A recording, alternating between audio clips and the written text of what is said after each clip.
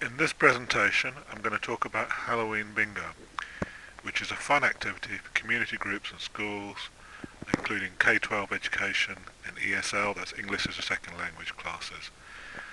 Basically, the idea of Halloween Bingo is every player is given a bingo card that looks something like this. As you can see, the bingo card contains a random selection of words relating to Halloween, for example, spiders, scary, trick-or-treat, pumpkin, and so on.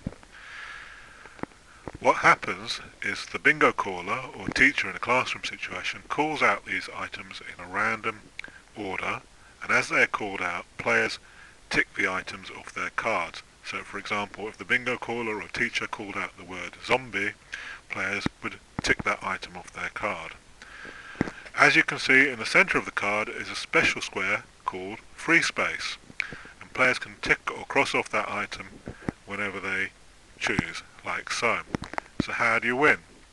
The winner is the first player who manages to cross off a line of 5 items on their card.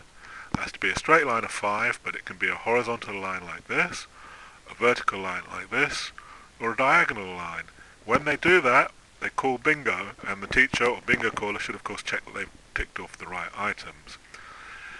If you want to play a longer game, instead of going for a line of 5 as a winning pattern, you can have 2 intersecting lines of 5s as a winning pattern. So for example, 2 intersecting lines of 5 like this, or 2 intersecting lines of 5 like this.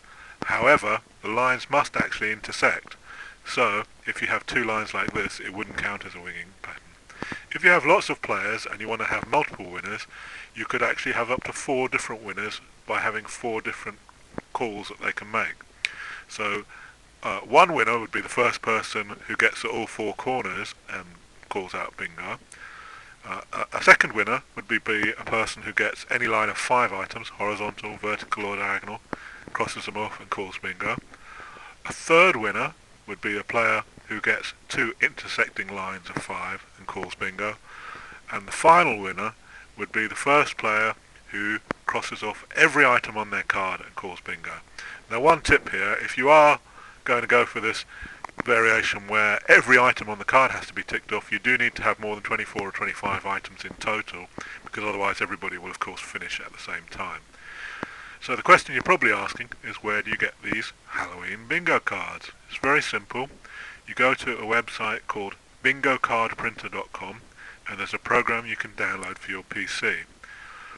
This program has a free trial version which allows you to create up to 8 different bingo cards on a number of preset themes, including Halloween, Christmas, and various educational themes.